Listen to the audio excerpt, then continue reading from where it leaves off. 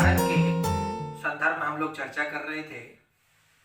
भारत की प्राकृतिक संरचना को हम लोग देखें कि भारत हमारा एक ओर से विश्व के विशाल पर्वत से घिरा हुआ है, तो वहीं तीन ओर से विशाल महासागर से घिरा हुआ है। हिंद महासागर से घिरा हुआ है, एक तरफ बंगाल की खाड़ी है तो एक तरफ अरब सागर है। हमारे भारत में जहाँ दुनिया का सबसे बड़ा सबसे ऊंचा पर्वत हिमालय, सबसे नया पर्वत हिमालय, तो वहीं दुनिया का सबसे बड़ा डेल्टा गंगा ब्रह्मपुत्र का डेल्टा अवस्थित है, सुंदरवन का डेल्टा अवस्थित है। हमने ये देखा कि हमारे भारत में जो कोस्टल एरिया है, जो तटीय क्षेत्र है, वो एक तरीके से पहाड़ी क्षेत्र ही है। और वहां पर जो हमारे कोस्टल एरिया है, जिससे मैंने आपको बताया था पश्चिमी घाट, पूर्वी घाट, वो हमारे लिए आर्थिक रूप से भी बड़े महत्वपूर्ण हैं। जहाँ जो पश्चिमी घाट है वो मसालों के लिए जाना जाता है। खैर, आज हम जो चर्चा करने जा रहे हैं वो भारत में पाए जाने वाले प्राकृतिक संसाधनों के बारे में चर्चा करने जा रहे हैं। आप जानते हैं कि हमारे भारत का जो दक्षिणी हिस्सा है, ये वाला जो रीजन है, इसे पठारीय भारत के नाम से जानते हैं। पठारीय भारत संसाधनों का भंडार है। यहाँ प्राकृतिक संसाधन बहुत ज्यादा हैं। खासकर खनिजों के मामले में ये सबसे आगे है। खनिजों का ये भंडार है। जहां हमारे पर्वत है वो जल का भंडार है, वहीं जो मैदान है वो अन्न का भंडार है, तो वहीं जो हमारा प्रायद्वीप भारत है वो खनिजों का भंडार है। इस दक्षिण भारत में मध्य प्रदेश को ले लीजिए, झारखंड को ले लीजिए, वेस्ट बंगाल को ले लीजिए, उड़ीसा को ले लीजिए, तमिलनाडु को ले लीजिए, कर्नाटक को ले लीजिए, गोवा को भी लीजिए जिसमें लोहा मिलता है। ये सारे के सारे राज्य हैं वो खनिजों के मामले में धनी राज्य हैं। स्पेशली झारखंड, पश्चिम बंगाल, छत्तीसगढ़ और मध्य प्रदेश, ये तो अपार संपदा के धनी हैं। अगर इनका सदुपयोग हो जाए तो आज भी हिंदुस्तान विश्व का सबसे विकसित राष्ट्र बनने की काबिलियत रखता है। प्रकृति ने हमें अनेक संसाधन उपहार में दिए हैं। जल दिया है, वायु दी है, मिट्टी दी है, मृदा दी है, खनिज दिए हैं, वन दिए हैं। संसाधनों के प्रकार के रूप में अगर देखें तो जल संसाधन है। जल संसाधन, संसाधन का अर्थ होता है कि जिसके माध्यम से, ऐसा साधन जिसके माध्यम से हम अपनी आजीविका चला सकते हैं, जिसके माध्यम से हम किसी कार्य को संपन्न कर सकते हैं। जो हमारे महत्व का साधन है वही संसाधन है। जैसे जल, जल संसाधन है, कितने बड़े महत्व का है। जल को तो हम जीवन कहते हैं। इससे बड़ा और मूल्यवान कोई संसाधन हो भी कैसे सकता है। सागर में ये जल है, नदियों में ये जल है, झीलों में है, तालाबों में है, झरनों में है, वर्षा में है, धरती के अंदर है, ग्राउंड वाटर के रूप में नलकूप है, बावड़ी है। अगर देखा जाए तो जो कुल वाटर है उसका 75% जो भाग, लगभग 3/4 जो भाग है वो महासागरों में है।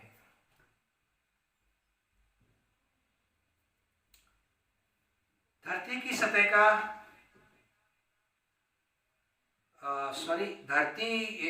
इसमें मैं थोड़ा सा करेक्शन करना चाहूंगा कि हमारी जो पृथ्वी है उसका मैक्सिमम जो पार्ट है वो जल से घिरा हुआ है। लगभग 71% 75 नहीं कहूंगा मैं, 71% जलीय हिस्सा है, 29% है वो स्तरीय हिस्सा है, और जो 71% जो जलीय हिस्सा है उसका मैक्सिमम पोर्शन जो है वो महासागरों में है। मैक्सिमम पोर्शन का मतलब है 97% के आसपास जो पानी है वो केवल और केवल महासागरों के रूप में है। प्रशांत महासागर है, अटलांटिक महासागर है, हिंद महासागर है, आर्कटिक महासागर है। 3% जो है या उससे भी कम जो पानी है वो पीने योग्य माना जाता है। वैसे अगर एग्जैक्टली बोला जाए तो 0.64% पानी है जो ग्राउंड वाटर के रूप में रह गया है, जो हमारे पीने के काम आता है। बाकी पानी तो नदियों में है, झीलों में है, तालाबों में है। 3% में हम इस सबको रखते हैं। तो जल के बिना तो सब कुछ सूना है, जल ही जीवन है, इस बात को हम लोग प्रमाणित कर सकते हैं। ऐसे ही हमारा दूसरा संसाधन है मृदा संसाधन। मृदा के बिना भी क्या हो सकता है। आज हमारे जितने भी इस धरातल के, इस पृथ्वी के जो जीव जगत है वो आज वास्तव में अगर किसी पर डिपेंड है तो वो मृदा संसाधन है, क्योंकि मृदा के बिना पेड़ पौधे नहीं हो सकते, और पेड़ पौधे नहीं होंगे तो भोजन नहीं बन सकता, और भोजन नहीं बनेगा तो उस पर आश्रित जीव कैसे जीवित रहेंगे। मृदा के बिना पेड़ पौधे संभव ही नहीं है। तो इसीलिए मृदा बेहद महत्वपूर्ण संसाधन है। और ये जो मृदा है वो हर जगह एक जैसी मृदा नहीं है। अलग अलग स्थानों पर जलवायु के हिसाब से मृदा पाई जाती है। कहीं पर जलवायु ठंडी है, कहीं जलवायु गर्म है, कहीं पर गर्म है, ठंडी है, दोनों मिक्स है। तो वैसे ही वहां पर मृदा का रूप रंग हो जाता है। जैसे आपने सुना है काली मिट्टी है, लाल मिट्टी है, बलऊ मिट्टी है, जलोढ़ मिट्टी है, ये सब मृदाओं के प्रकार हैं। और सभी मृदाएं अपने अपने लिए देखा जाए तो बड़ी उपयोगी हैं। जैसे काली मिट्टी है तो काली मिट्टी को हम लोग जानते हैं कपास के लिए, चावल के लिए, सोयाबीन के लिए, गेहूं की भी पैदावार होती है उसमें। ऐसे ही जलोढ़ मिट्टी है, ये दुनिया की सबसे ज्यादा उपजाऊ मिट्टी है। वो जानी जाती है गेहूं के लिए, गन्ने के लिए, आलू की खेती के लिए, बहुत उपजाऊ है ये। बस इसमें नाइट्रोजन और फास्फोरस की कमी होती है। अगर आप जलोढ़ मिट्टी में नाइट्रोजन फास्फोरस ऊपर से मिला दें तो ये दुनिया की बेहतरीन मिट्टी बन जाती है। सिंचाई की उसमें अधिक आवश्यकता होती है। तो ऐसे ही मिट्टियां हैं और उनके प्रकार हैं, और वो अपने अपने तरीके से बहुत इंपॉर्टेंट है। मिट्टी का जो ऊपरी सतह है वो उपजाऊ होता है, वही हम लोग फसल पैदा करते हैं। ऐसे ही खनिज संसाधन है। खनिज के बिना भी आज का जीवन तो असंभव सा लगता है। खनिज पर ही हमारा जीवन का जो स्ट्रक्चर है वो खड़ा हुआ है। खनिज पर ही हमारी अर्थव्यवस्था का स्ट्रक्चर खड़ा हुआ है। तो जो कोर हमें रिक्वायरमेंट है, कोर रिक्वायरमेंट जिसको मैं कहूँगा बेसिक जो जरूरत है आज के दौर में, वो खनिज है। क्योंकि खनिजों के बिना भी आप क्या करोगे। खेत की जुताई करनी है, जुताई करने के लिए आपको ट्रैक्टर के साथ में हल, ट्रॉली, इन सब की जरूरत होगी। थ्रेसर की जरूरत होगी, हार्वेस्टर की जरूरत होगी। काय से बनते हैं? लोहे से, स्टील से। लोहा क्या है? खनिज है। तो उसके बिना कृषि यंत्र बन ही नहीं सकते। आप कपड़ा बनाते हैं पर उसमें भी खनिज की जरूरत है, क्योंकि कपड़ा बनाने की जो मशीन है वो काय से बनी है? लोहे से। तो खनिज पदार्थ वे पदार्थ हैं जो पृथ्वी के अंदर प्राकृतिक रूप से पाए जाते हैं। इन्हें खोद कर निकाला जाता है, इनका खनन किया जाता है। कुछ खनिज पदार्थ के धरातल के निकट होते हैं, कुछ गहराई में होते हैं। जैसे चूना है, जिप्सम है, ऊपर ही, संगमरमर है, ऊपर ही है। लेकिन लोहा है है ना, तांबा है, जिंक है, निकिल है, कोयला है, हीरा है, चांदी है और पेट्रोलियम है, तो और ज़्यादा गहराई में मिलते हैं। तो कुछ खनिज है जो ऊपर ही है, कुछ खनिज है जो गहराई में है। तो ये हमारा खनिज संसाधन है। ऐसे ही कृषि संसाधन है। बिल्कुल, विश्व का 40% से भी कम क्षेत्र है जो भूमि क्षेत्र है जो कृषि के अंतर्गत आता है। लेकिन मैं अगर भारत की बात करूं तो भारत में तो मैक्सिमम पोर्शन कृषि के लिए हमारे लिए क्षेत्र तो इतना ज़्यादा नहीं है, लेकिन पॉपुलेशन बहुत ज़्यादा है जो कृषि पर डिपेंड है। आज भी हमारे देश में 68% के आसपास पॉपुलेशन है जो कृषि पर डिपेंड करती है, खेती पर डिपेंड करती है। हमारा भारत आज भी कृषि प्रधान देश है। यहाँ पर 2 तरह की फसलें होती हैं, पूरे देश दुनिया में ही होती हैं। खरीफ की फसल होती है, रबी की फसल होती है। खरीफ की फसल वो है जो गर्मियों में बोई जाती है, सर्दियों में काटी जाती है। रबी की फसलें वो होती हैं सर्दियों में बोई जाती हैं, गर्मियों में काट ली जाती हैं। उदाहरण के तौर पर आप देख सकते हैं जैसे धान है, ज्वार है, बाजरा है, मक्का है, कपास है, ये सब खरीफ की फसलें हैं। और रबी की फसलों में जो कि अक्टूबर नवंबर में बोई जाती है, अप्रैल मार्च में काटी जाती हैं, जैसे गेहूं है, चना है, मटर है, सरसों है, अलसी है, आलू है, ये सभी हैं रबी की फसलें हैं। हमारे देश में कृषि का कितना योगदान है? कितना योगदान है? बहुत बड़ा योगदान होना चाहिए, पर है नहीं।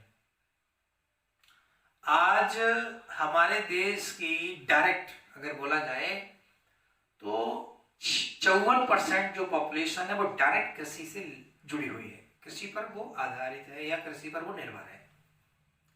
लेकिन कृषि घाटे का सौदा है।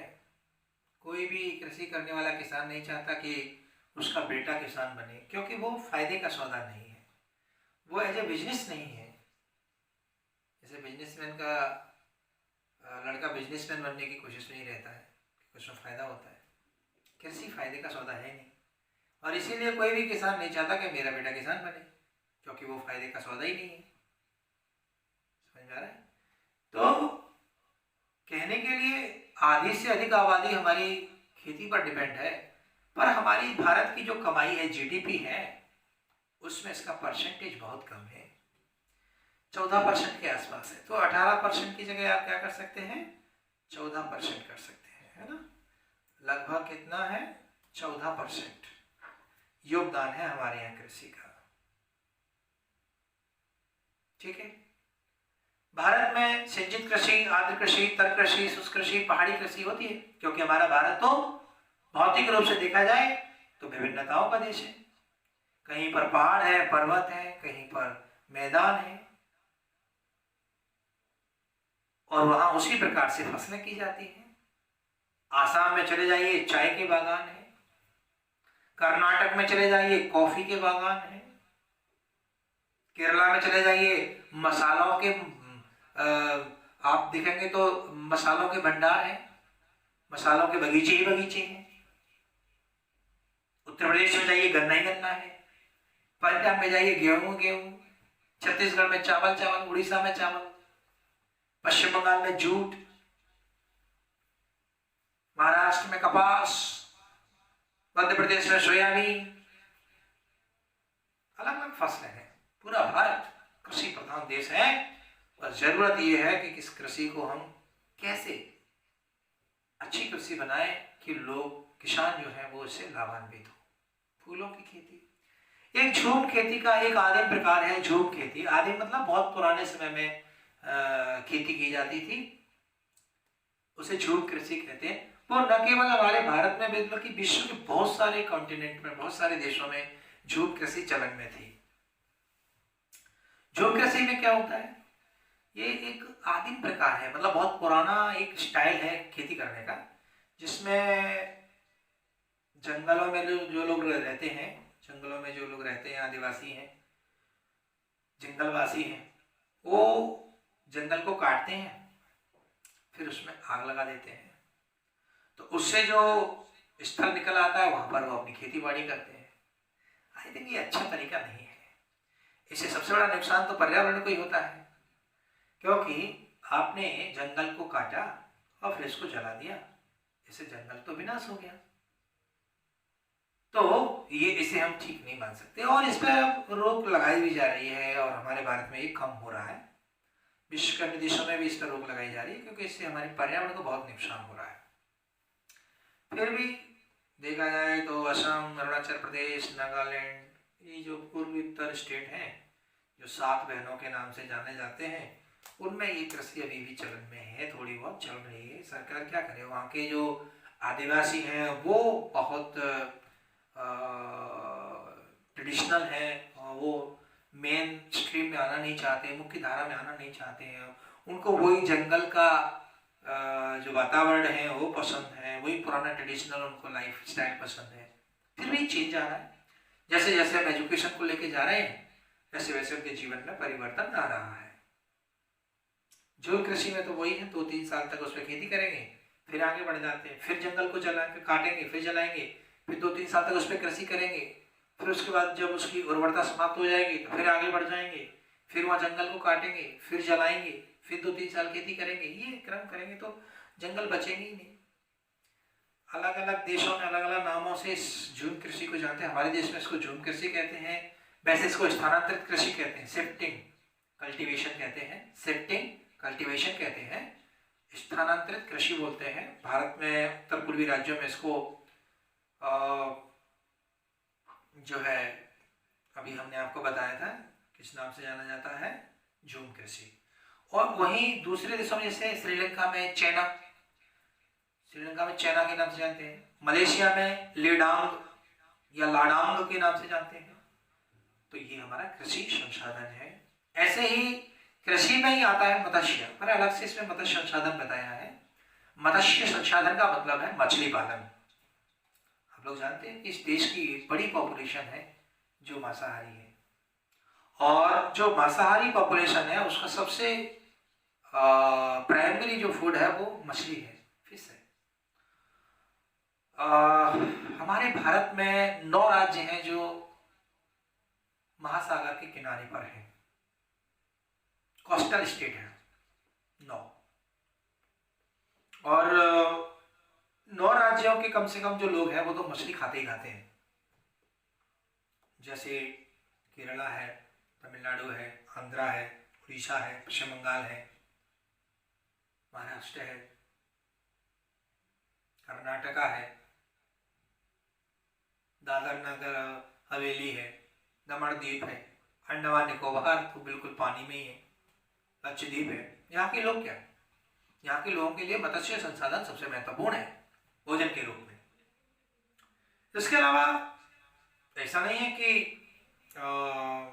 केवल मत्स्य पालन जो तटीय क्षेत्र वहीं पर किया जाएगा, मैक्सिमम किया जाता है, पर जो नॉन कोस्टल एरियाज हैं वहाँ पर भी तालाब बनाकर मत्स्य पालन किया जाता है कमर्शियल रूप से।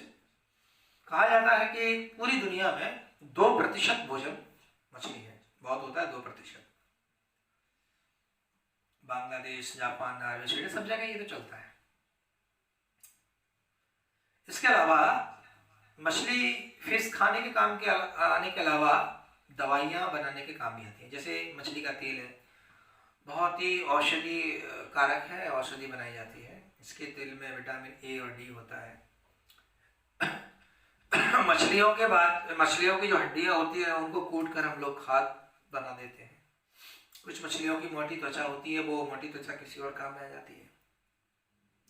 ऐसे ही वायु संसाधन, वायु संसाधन में तो ऑक्सीजन है, कार्बन डाइऑक्साइड है, नाइट्रोजन है, बिल्कुल इनके बिना हमारा जीवन ही संभव नहीं। अब ऑक्सीजन है, वायु में प्राण वायु है, बिना ऑक्सीजन के हमारा जीवन संभव कैसे हो सकता है, संभव ही नहीं है। नाइट्रोजन के बिना पेड़ पौधे अपना भोजन कैसे बनाएंगे, तो जब पेड़ पौधे भोजन नहीं बनाएंगे तो हम भोजन कहाँ से लेंगे। कार्बन डाइऑक्साइड जो हम लोग छोड़ते हैं अपने सांस के द्वारा, उसे पेड़ पौधे अगर रिसीव नहीं करेंगे तो वो कार्बन डाइऑक्साइड कितना खतरनाक हो जाएगा। ये पृथ्वी वायु का गोला नहीं, आग का गोला हो जाएगा। तो वो सब मेंटेन है, और वायु के अंदर भी इतनी अच्छी अच्छी वायु गैसेज हैं जो हमारे जीवन के लिए बहुत ज़रूरी है। इस वायुमंडल में हवाएं चलती हैं। हवाएं तो दाबांतर की वजह से चलती हैं। आप लोग जानते हैं कि जहाँ उच्च दाब होता है वहाँ से हवा चलना शुरू करती है निम्न वायु दाब की ओर। जितना अधिक दाबांतर होगा पवन की चलने की गति भी उतनी ही ज़्यादा होगी। चलिए, हेलीकॉप्टर है, हमारी नौका है, ये सब पानी में चलने वाली नौका है, ये सब वायु के आधार पर चलते हैं। हवाई जहाज तो पूरा वायु में ही तैर रहा है, ठीक है। तो इस प्रकार से मनुष्य दिन भर में जो सांस लेता है उसका 80% भाग वायु है। एक मनुष्य औसतन 16 किलोग्राम या 35 गैलन वायु प्रतिदिन ग्रहण करता है जो मुफ्त में है। वायु विभिन्न गैसों का मिश्रण है। इसमें नाइट्रोजन की सर्वाधिक मात्रा आप लोग जानते हैं 78% है, 21% ऑक्सीजन है, 0.03% कार्बन डाइऑक्साइड है। तो ये महत्वपूर्ण गैसें हैं और वायु संसाधन है। ऊर्जा के संसाधनों की चर्चा कर लेते हैं। ऊर्जा के संसाधन है, कार्य करने के लिए हमें ऊर्जा की आवश्यकता होती है। ऊर्जा वो हमें भोजन से मिलती है, अलग बात है, लेकिन हमें अपने दैनिक क्रियाकलाप करने के लिए मशीनों की जरूरत होती है और मशीनें ऊर्जा से चलती हैं। और उन मशीनों को चलाने के लिए हमें ऊर्जा कहाँ से प्राप्त होगी? तो हमें सौर ऊर्जा प्राप्त हो जाएगी सूर्य से। विद्युत ऊर्जा हम लोग पानी से बना लेंगे, कोयले से बना लेंगे। जैसे तापी ऊर्जा का मतलब होता है कोयले से बनने वाली ऊर्जा। भारत में सबसे ज्यादा मात्रा में यदि कोई ऊर्जा उत्पादन होता है तो वो तापी ऊर्जा का होता है। तो ये प्रश्न आपसे पूछा भी जाता है कि भारत में सर्वाधिक उत्पादन किस ऊर्जा का है, तो आप बताइएगा तापी ऊर्जा का है, ठीक है। चुंबकीय, पवन, जल, आणविक ऊर्जा आदि ये सब ऊर्जा के संसाधन है। पवन ऊर्जा, जल ऊर्जा, ये वर्तमान में इनको ज्यादा अपनाया जा रहा है क्योंकि इनसे प्रदूषण नहीं होता है। तापी ऊर्जा से तो बहुत सारा प्रदूषण होता है। तो इसीलिए हम नवीन जो ऊर्जा के स्रोत हैं उनको अपनाने की कोशिश कर रहे हैं, जैसे पवन ऊर्जा है, जल ऊर्जा है। ये कभी समाप्त नहीं होने वाले हैं, हमेशा रहेंगे। और इनसे अगर हम ऊर्जा बनाते हैं, बिजली बनाते हैं, तो इनसे प्रदूषण भी नहीं होता है। सामान्यतः जिन स्रोतों का क्षय नहीं होता है वो नवीन ऊर्जा के स्रोत कहलाते हैं, और जिनका क्षय हो जाता है निकट भविष्य में वो अनवीन होते हैं, ट्रेडिशनल होते हैं। तो आजकल हम ट्रेडिशनल जो एनर्जी रिसोर्सेज हैं उनकी जगह हम मॉडर्न जो रिसोर्सेज हैं जिन्हें नवीन ऊर्जा के स्रोत कहते हैं उन्हें अपनाने की तरफ आगे बढ़ रहे हैं, ठीक है। अनवीनीकरण में तो कोयला, खनिज आपको मालूम ही है, पेट्रोलियम ये सारा का सारा आता है, रसोई गैस आता है, ये सब चीज़ें आती हैं। तो इस प्रकार से ये टॉपिक आपका यहीं पर कंप्लीट हो जाता है। यानी आज के लेक्चर में हमने ये देखा कि कौन कौन से संसाधन हैं जो हमारे आसपास हैं और वो हमारे जीवन में बेहद महत्वपूर्ण हैं, उनकी चर्चा हमने लगातार वहाँ से की है। आगे की चर्चा में मध्य प्रदेश का एक सामान्य परिचय होगा, जिसे हम अगले वीडियो में चर्चा करेंगे। यहाँ तक आप पढ़ लीजिए, सेफ हो जाएगा। फिर अगले जो वीडियो में पूरा मध्य प्रदेश हम लोग एक वीडियो में चर्चा करेंगे।